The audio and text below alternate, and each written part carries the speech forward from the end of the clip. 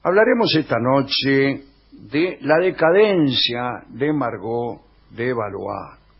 Margot de Valois, aquella esposa que tuvo Enrique IV, que era tan aficionada a los placeres venéreos.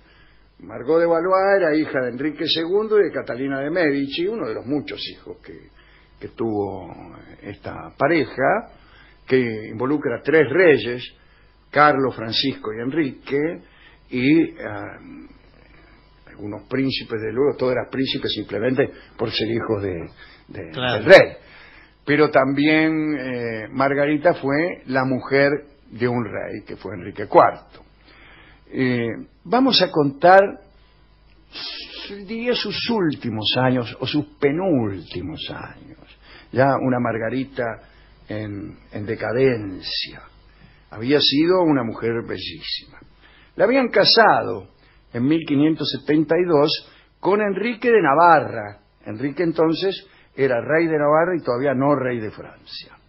En ese entonces, cuando ella se casó, estaba enamorada de otro Enrique, Enrique de Guise, pero no quiere decir nada porque en realidad andaba con muchos y el rey Enrique también andaba con muchas.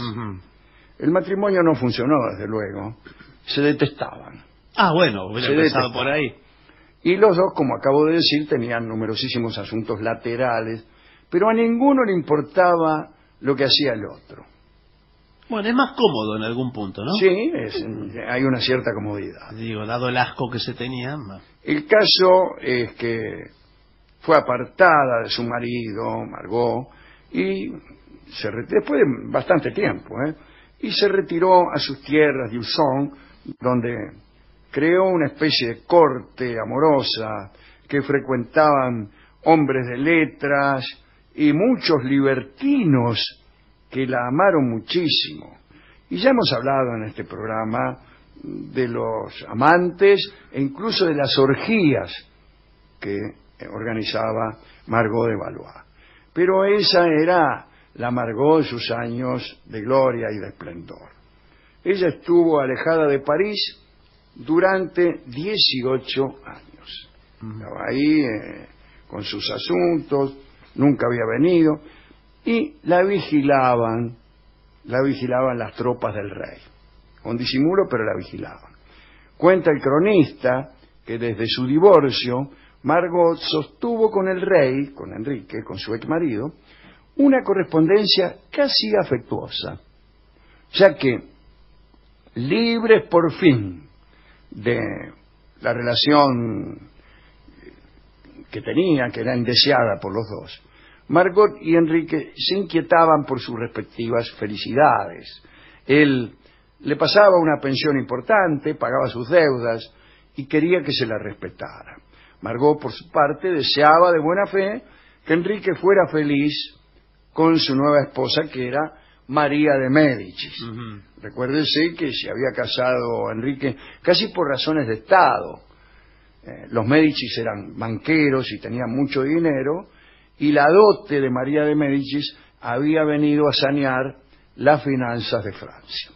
Margot envió incluso felicitaciones cuando nació el Delfín, o sea, el príncipe heredero, que iba a ser luego Luis XIII.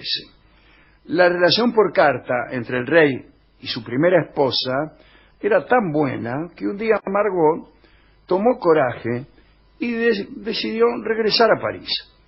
Entonces le escribió a Enrique pidiendo permiso, pero no tuvo paciencia para esperar la respuesta. Y antes de recibirla, salió rumbo a París. Mira usted. Muy bien. En las afueras de la ciudad la recibió el ministro Sully. Cuando ella lo vio se puso a temblar. Pensó que podía ser arrestada por imprudente. Pero el ministro le dijo que toda la corte se disponía a recibirla, que estaba todo fenómeno, y fue muy amable con ella. Entonces, muy emocionada, Margot continuó el viaje.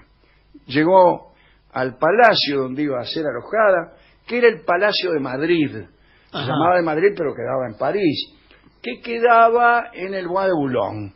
Hoy en día no quedan sino unas columnitas ahí, unas cosas. El Bois de Boulogne está en un extremo de París, es un parque muy grande, muy considerable. Bueno, cuando descendió de su carroza, vio a un oficial que se inclinaba ante ella con mucha reverencia. Aquel hombre, a quien el rey había juzgado el más indicado para recibirla, era Champollion, un antiguo amante de Margot. Bueno, eso yo. Esa especie de chiste fue muy criticado por el pueblo. Se opinaba que era un recibimiento vergonzoso para aquella princesa, etc.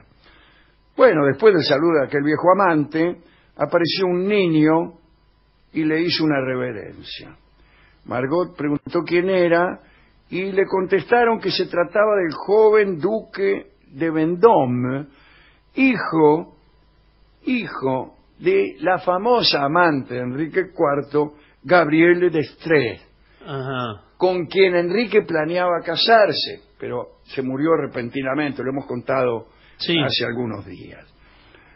Entonces, después de aquella otra sorpresa, Margot juzgó prudente no preguntar más por nadie. Dice, mejor, si vienen y me saludan, yo saludo, no pregunto quién es, porque cada vez que pregunto... es un problema. Es un problema. Sí. Y entró a la residencia que le habían asignado, en fin.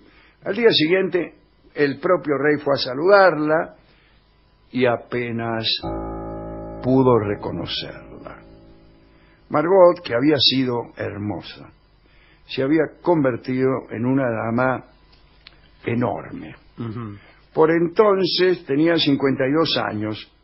Nuestro cronista, no nosotros, otro nuestro cronista la describe así. Estaba terriblemente gorda. Había puertas por las que no pasaba. Llevaba el cabello rubio, pero era falso. Hacía tiempo que estaba calva. Para su peluca usaba el pelo de algunos sirvientes rubios a los que cada tanto esquilaba. Usted se daba cuenta porque pasaban pelado, pues, sí. Que servían el desayuno. Bueno, Enrique la saludó con cortesía, conversó con ella unas horas y se retiró asombrado, con la tristeza de no haber encontrado a la mujer que él había conocido. Al día siguiente Margot salió a pasear por París y fue aclamada por el pueblo. Pero su nuevo aspecto sorprendió un poco. Las personas mayores se lamentaban y los jóvenes, que tantas historias galantes habían oído contar acerca de Margot, que era, desde luego, era más loca el gallinero, eso sí, la miraban con extrañeza. Decían, ¿cómo esta mujer puede haber sido protagonista de tantas historias? En agosto de 1605, Margot abandonó el Palacio de Madrid y se instaló en otro palacio, el Palacio de Saint, y allí luchó contra un cierto desprestigio que significaba para ella estar ajena a todo asunto amoroso. Para ella no tener ningún amante conocido era una forma de decadencia. En la sombra. Y volvieron a aparecer los amantes, Barton, volvieron a aparecer. Margot sedujo primero a un muchacho de 20 años llamado Saint-Julien, y cuentan que se quedaban juntos durante 7 u 8 días enteros sin dejarse ver jamás. Mira, Margot adoraba al Saint-Julien, pero sucedió algo tremendo que hizo que se volviera a hablar de los escándalos amorosos que la habían hecho famosa, porque otro muchacho llamado Vermont, de 18 años, también deseaba a Margot. Es decir, por un lado el Saint-Julien, por el otro el Vermont. Un día de abril de 1606, cuando Margot regresaba de misa en su carroza al lado del Saint-Julien, apareció Vermont, saltó al estribo y liquidó al Saint-Julien, lo mató. Así nomás. Sin avisar. Margot le pidió a Enrique que ajusticiara al asesino y el rey le concedió ese deseo. 2 días después se instaló un cadalso para matar a Vermont. Tuvo a los dos muertos al final. Sí, sí. Y se instaló además en el mismo lugar en que se había cometido el crimen.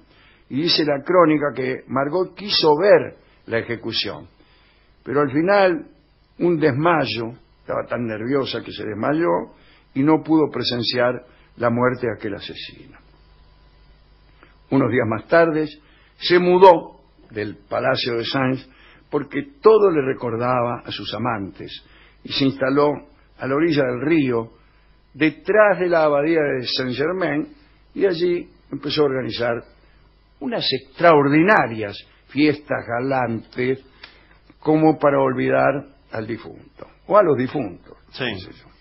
Allí se consiguió otro novio, un cadete llamado Vallemont. Dice la crónica, leo, Sí, sí. Este amante poseía una fuerza hercúlea que obligaba a Margot a pedir clemencia. Ah, bueno, señor. ¡Epa! Era inculto y muy bestia, por lo que ella trataba de instruirlo. Llámenle así. Apabullada, Margot quiso demostrar a sus amistades que el amor no la cegaba y que si el Vallemont no brillaba por su inteligencia, sí poseía otras cualidades que Margot quiso que se supieran, y entonces escribió una pequeña comedia cuyo título era Diálogo de amor entre Margarita de Valois y su bestia de carga. Sí.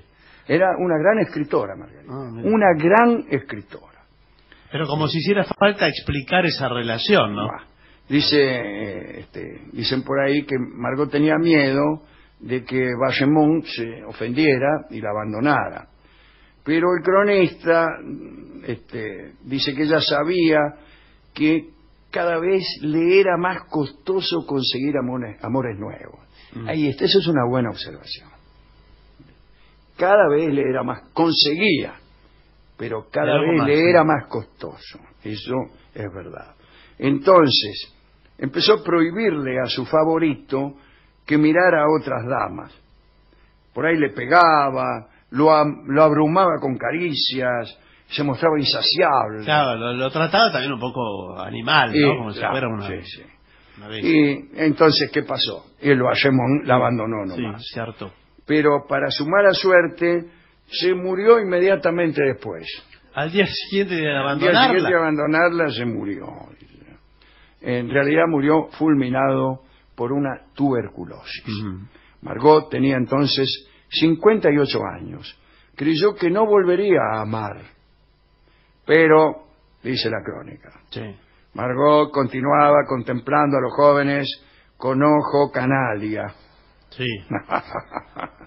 Se paseaba con vestidos muy escotados que dejaban entrever maravillas al borde de la extinción. Pero, señor, ¿cómo está nuestro informante? No, un terrible, malo.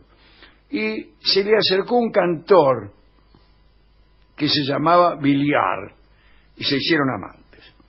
Como Margot tenía miedo de que otras lo sedujeran, hizo que Villard se transformara en un personaje ridículo. Lo obligaba a vestirse mal. ¿No aprendió la lección de lo que le pasó con el anterior? Y bueno, lo vestía a la moda de los tiempos del rey Enrique III, que era su hermano, pero era 40 años antes, con calzas cortas, medias largas, bueno, como quiera que se vistieran en aquel momento, ¿no? Margot apenas lo dejaba solo a Villard, le pedía que realizara hazañas eróticas que, bueno, lo dejaban agotado por 3 días. Pero un día de primavera de 1615, Margot se sintió mal y se acostó sola. Había tomado frío, temblaba de fiebre, y su confesor le advirtió que estaba perdida. Entonces hizo llamar a Villard, lo besó con ternura y murió. Ahí termina la historia de Margot de Valois, que fue reina de Francia, hija del rey, pero no pudo ser madre del rey. ¿A quién quiere dedicar la historia usted, Barton? A mí me gustaron mucho Margot, Sí, Margot, y seguro. el rey Enrique. Bueno, ahí cuando, sin ningún tipo de encono, cada uno le deseaba al otro que le fuera muy bien. Bueno, debemos hablar todavía de la juventud de Margot. Ya hemos hablado, pero podríamos hablar todavía más.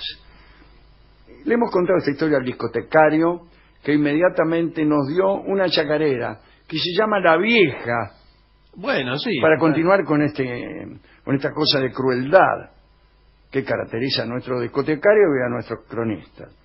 La cantarán los Huancahuá.